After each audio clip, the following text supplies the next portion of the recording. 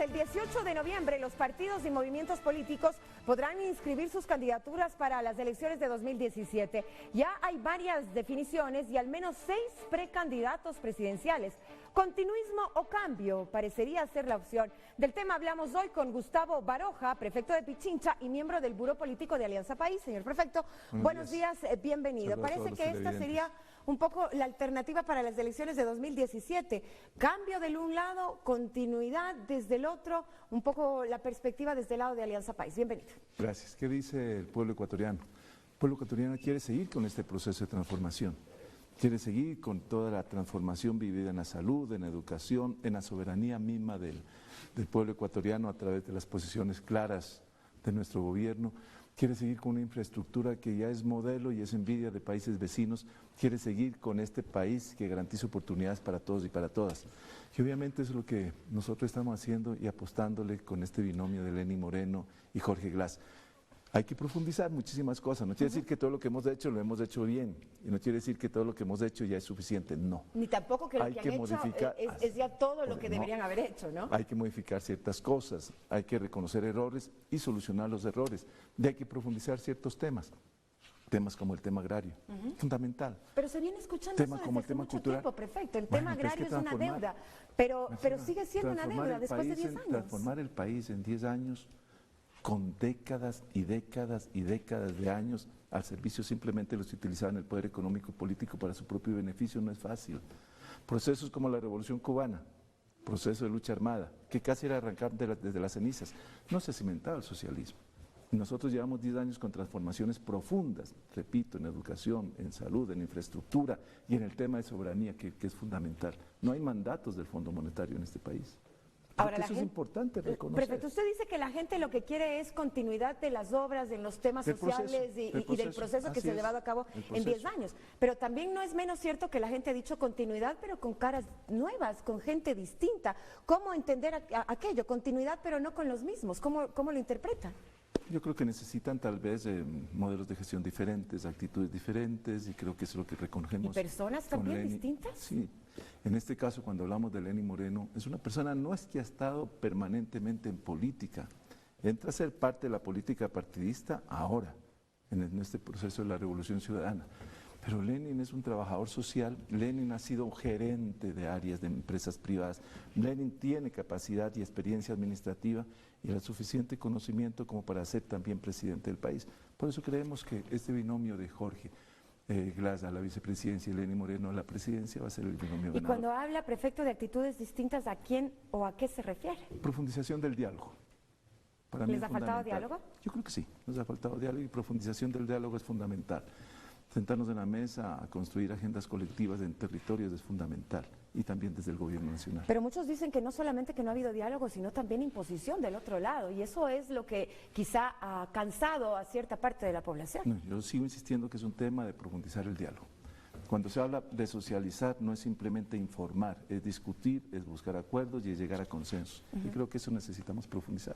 Preocupados por la amenaza que podría representar el hecho de no llegar a la segunda vuelta, tomando en cuenta de que todos los precandidatos han dicho que se irían por la otra opción con tal de que Alianza País no siga en el poder y que ya no existe el continuismo en el país. No tanto la preocupación, para nosotros es fundamental partir como si tuviéramos 0 votos.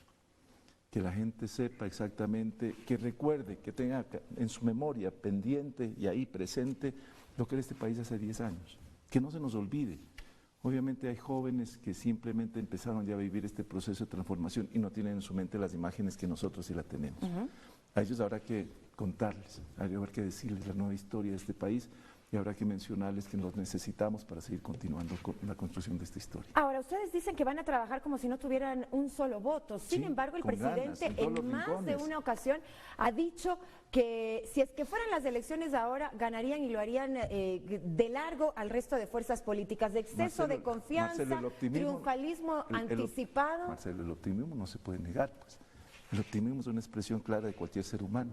Y ese optimismo también contagia, es importante, pero el trabajo de campo, el trabajo en el territorio, el trabajo en el proceso de campaña, lo haremos como si tuviéramos 0 Pero votos. recuerde lo que pasó en 2014 precisamente por ese exceso de confianza. Perdieron plazas importantísimas como por ejemplo El la de optimismo es Quito. otra cosa, exceso de confianza. El optimismo es incentivar, el optimismo es señalar que estamos bien, el exceso de confianza es no hacer nada y nosotros íbamos a trabajar. Perfecto. ¿Cómo van a hacer para designar, por ejemplo, las candidaturas para asambleístas nacionales, asambleístas provinciales, tomando en cuenta de que ustedes mismos dicen que son la fuerza más importante, más representativa cuantitativamente en el país?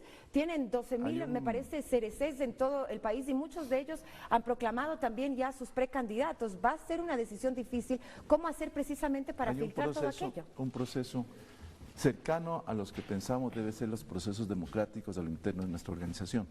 En algún momento tendremos las primarias abiertas o las primarias cerradas, que sea el órgano de expresión más claro democráticamente.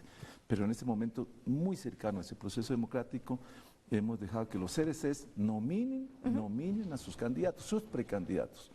Ellos tienen que cumplir una serie de requisitos, desde el hecho de la militancia, sus compromisos, evaluar la gestión si son, en este caso, de elección popular y que quieren participar en este proceso.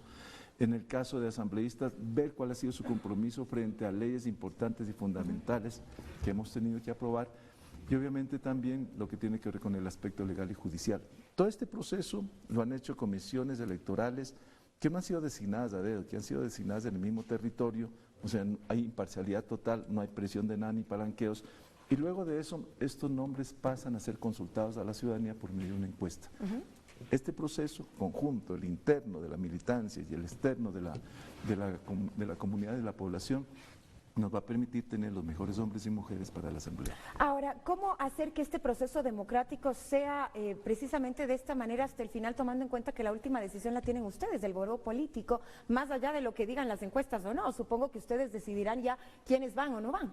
Esto es una decisión desde el territorio. Obviamente el buró y básicamente aquí los candidatos, tanto Lenin como Jorge, podrán tener por lo menos la posibilidad de decir deberían tomar en cuenta este nombre o posiblemente hay algo con este nombre, pero eso yo creo que es obvio, pues, desde el candidato a la presidencia y la vicepresidencia. Pero ese es el proceso. Pero en todo caso, entonces no es tan democrático si es que la última palabra lo tienen los miembros del buró, no, porque entre no es ellos una usted designación a también. dedo, no es una designación a dedo.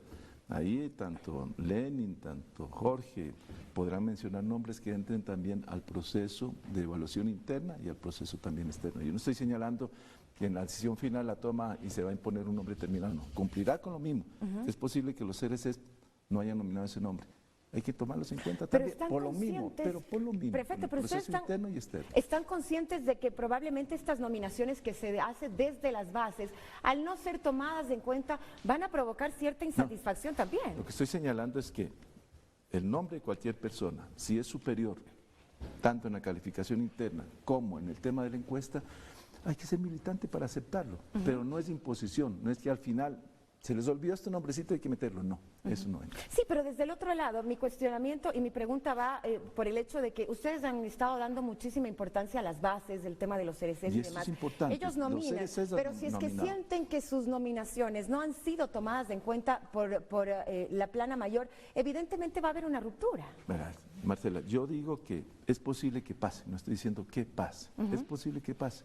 Es posible que simplemente ya todos los nominados que han sido calificados por la propia militancia en los consejos nacionales electorales, distritales y regionales electorales, pasen a la encuesta y ahí esa encuesta nos diga estos nombres. Es decir, la encuesta lo va a hacer todo. No, es la compaginación de las dos cosas. O si no haríamos simplemente la encuesta. No, es obedecer la voz de nuestros militantes y obedecer la voz de la ciudadanía. En su conjunto, ponderando las dos cosas en su conjunto, son las que van a definir cuáles ¿Cuándo son los ustedes mejores van a hombres y tener mujeres. definiciones, prefecto, en el caso ya de asambleístas, de candidatos de asambleístas provinciales, que creo que es el proceso como más largo, más extenso, A y también mediados de noviembre es el de los tiempo para la nacionales? inscripción. Nos tomaremos el tiempo necesario para tener los mejores hombres y mujeres, nuestros mejores compañeros. Y los mejores hombres y mujeres en el caso de asambleístas nacionales necesariamente tienen que pasar por quienes han venido ya trabajando durante este proceso, es decir, ministros o exministros del régimen. No, también igualmente reconociendo en este caso los mejores nombres en el territorio, ya tiene que ver de carácter nacional, algo que se le olvidó preguntar, que tiene que ver con las alianzas políticas también en los territorios, que es fundamental. es reconocer también la fuerza política que puedan tener organizaciones que están con este proceso, que están cercanos a nosotros y que nos han planteado alianzas. Perfecto. Hábitat 3 es un evento sin duda importantísimo de las Naciones Yo Unidas. pensé que veníamos a hablar de eso. No, también, por supuesto, pero como miembro del Buró Político tenía que preguntar también el tema político, que es evidentemente lo que ahorita todo el mundo conversa. Pero Hábitat 3, un espacio importantísimo en donde Ecuador va a ser también una ventana al mundo. Viene todos los países miembros de la Organización de las Naciones Unidas. ¿Cuál es el objetivo que se persigue? Cada 20 años de Hábitat. Exactamente, y este es el tercero y es en Ecuador. La reunión de las naciones del mundo. Sin embargo, los gobiernos locales queremos una presencia mayor en este espacio. Porque cuando hablamos de la agenda urbana, debemos hablar más bien de la agenda territorial. Y la agenda territorial quiere decir los hombres y mujeres que se encuentran en ese territorio. Y cuando hablamos entonces del territorio, no hay distingo entre lo urbano y lo rural. Es fundamental establecer una agenda que contemple y pueda solucionar esas relaciones inequitativas campo-ciudad, esas relaciones injustas campo-ciudad, esas relaciones desiguales campo-ciudad.